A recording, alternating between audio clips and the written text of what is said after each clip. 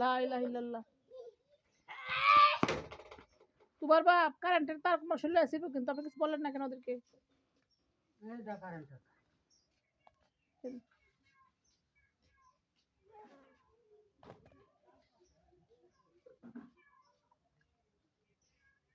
মাটি পায়া কি খুশি, মাশাআল্লাহ। বুঝছে কি এটা পড়াইতেছি।